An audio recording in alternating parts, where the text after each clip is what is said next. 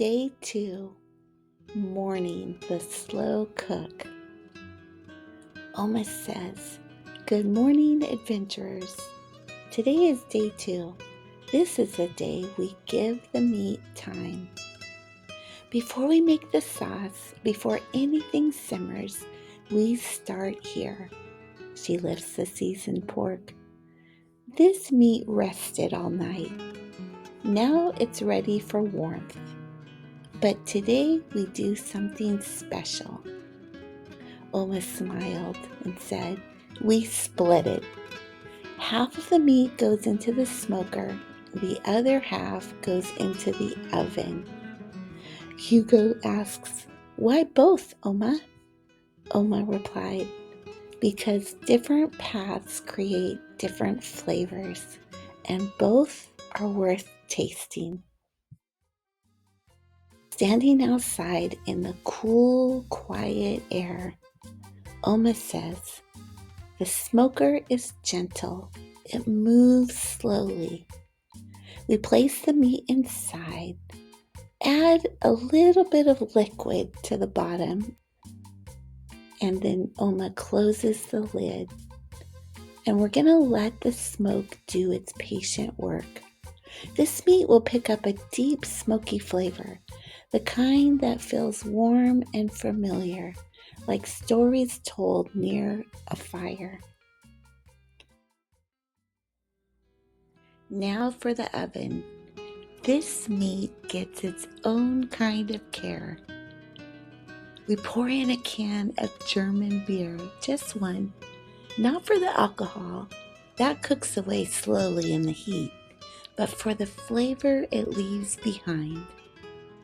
As the meat cooks, the alcohol gently disappears, and what remains is something deeper, a quiet richness, slightly sweet, warm, and comforting. The kind of flavor you can't quite name, but always remember. It's a small nod to our German roots, folded into a Mexican tradition, blending without rushing, just like families do. We cover the pan, slide it into the oven, and turn the heat low, low and slow. This gives us time to make the sauce, time to prepare the husks, time to move slowly. This is why tamales are not rushed. Now we turn our attention to the chiles. We remove the stems. We shake out the seeds. Careful work, patient hands. Into the pot they go with stock and water, white onion, garlic, cumin, Mexican oregano, bay leaves. We bring it to a gentle simmer. Steam rises. Oma says quietly, "Listen, that sound means something good is coming." When the chilies are soft, we blend them smoothly.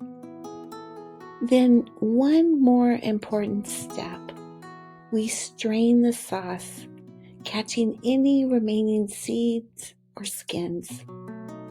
What stays behind is silkier, deeper, ready. This sauce will touch everything. Late in the afternoon, at a slower pace, Oma says, "Now comes a quieter job, the corn husks. We don't rush this. We go through them one by one. We shake out the fine corn hairs. We check for any spots of mold. If a husk can't be used, we think it and let it go. Only the good ones stay." This is part of cooking with respect. When we're finished, we place the husks into a large pot. We pour hot water over them until they're fully covered. They soften overnight, becoming flexible, gentle, and ready, just like us. End of day 2. Oma says, by the time the sun goes down, the meat is tender, the sauce is finished, and the husks are soaking. The house smells like care. Tomorrow is the building day. For now, we rest.